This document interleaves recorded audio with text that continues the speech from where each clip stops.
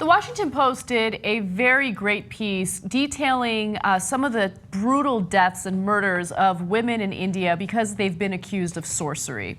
Now, they actually had specific numbers as to how many women have been killed as a result of this. About 2,100 people have been accused of witchcraft and have been killed between 2000 and 2012. Now, a lot of people might assume that this has to do with religion or superstition, and I'm sure that that definitely does play a role. But a lot of it has to do with controlling women in certain rural parts of India. So let me give you the specifics. According to the Washington Post, superstition is only an excuse. Often a woman is branded a witch so that you can throw her out of the village and grab her land, or to settle scores, family rivalry, or because powerful men want to punish her for spurning their sexual advances. Sometimes it is used to punish women who question social norms. So if a woman feels like she's being held back in some way and she speaks out against it, well, all of a sudden she can be questioned for sorcery or witchcraft. And then they have these ridiculous rituals to figure out whether or not they actually are witches. And of course, in the majority of cases, they're determined to be witches, and then they get killed. But before they get killed, they're also severely tortured. In some cases, they're forced to eat feces, they're burned, they're tortured. It's just a horrible, horrible situation. And sometimes, unsurprisingly, they're gang raped. Yeah. That might be some of the motivation as well to call them witches. Now, the second part of the story that's interesting is that they always pick someone who's powerless.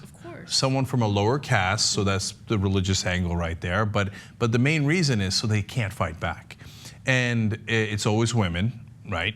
And so it's someone who doesn't have anyone else to defend them, doesn't have a powerful clan, family, husband, they're not powerful themselves. There's never been a rich witch, right? It's because they would be able to fight back and their family would get mad and they would counter the attack, etc. You just pick literally the most powerless people and do the most heinous things to them, right? And by the way, the great irony is the way they figure out what a witch is actually kind of witchcraft. Right. Okay, I mean, you want to talk about crazy irony. Here, let me read you here from the Washington Post. The Oja is the guy who's supposed to figure out who the witch is. He's the good guy witch, countering the bad guy witches.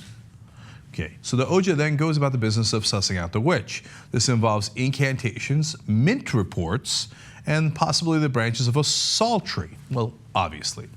The Oja writes the names of all those suspected of witchcraft onto the branches of the tree, and the name that's on the branch that withers is condemned as a witch. They look at this and they go, well, how else would you find a witch, right?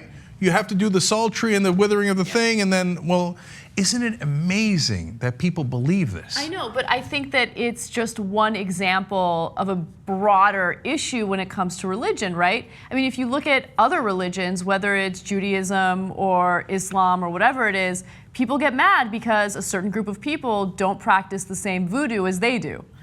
Literally, right, in this case. They continue. Other times, rice is wrapped in cloth emblazoned with names. Then the rice is placed inside a nest of white ants, once again, obviously. Whichever bag the ants eat out of identifies the witch. Another method, potions. One Indian shaman in 2011 forced 30 women to drink a potion to prove they weren't witches. The concoction was made out of poisonous herb, and all of the women fell ill. And luckily, in this case, the shaman was arrested. Okay. Now, over 2,000 cases that we know of is nothing to sneeze at. India is, of course, a huge country, over 1 billion people, and that's over a dozen years. But that's still a tremendous amount of cases that at least have been reported. They're all the cases that were unreported. This is why we fight against ignorance on the show. Because oftentimes when we fight against fundamentalist religion, people will say, what do you care? Why? Because it isn't true. And when you believe things that aren't true, sometimes it just leads to mediocre consequences, things that are annoying, you know, oh, somebody tells you you're going to go to hell. Well, don't worry about it because you're not, right? Sometimes it leads to disastrous consequences, including wars. And in this case, it leads the most powerless people in a country to be abused in unimaginable ways because of this particular voodoo. Now, yes, it's true that they might have used a different excuse because somebody wanted to have sex with that woman, or they wanted to steal her property, or whatever it might be, right? or they just wanted to get out their vengeance. Of course. Right? Yeah. And they picked on the weakest people they could find. But don't give them an excuse. It's better to have the world believe in facts and science and knowledge rather than believe in nonsense. Yeah, I mean, you hit the nail on the head with that right there. The only way to battle this type of ignorance is education. So you bring education to the people of India and you ensure that the poorest, the most powerless people arm themselves with knowledge, band together, mobilize, and fight against this kind of stuff. That's the only way to do it. I mean, you don't do it through war. You don't do it by attacking them or invading them. You do it through education. And it takes a really, really long time, but that's really the only way to do it. Okay, now let me say something that people, if you're South Asian, you will like, and then something you will hate. So first of all, of course, as always, let's clarify this tiny portion of India. Of course, most Indians don't do this. It's mainly in rural areas, etc., right? Obviously. Now, the part you might hate. Hinduism is just as ridiculous as any other religion. Like, I have a lot of friends who are Indian, you know, right? And we talk about it on the show from time to time. People can't help themselves. Mm-hmm. Like, we make fun of the other religions, Christianity, Islam, Judaism, whatever it might be. And then I'll make fun of Hinduism. Well, they say, wait, not wait.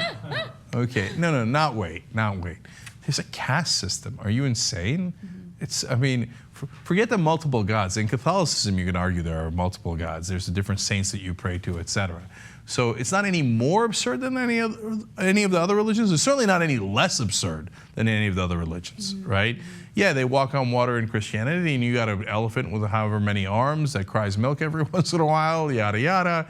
But then the caste system, where you say these are the untouchables, and you condemn them to a life where they have no hope, no, that's utter nonsense, okay? Just equal opportunity offender here.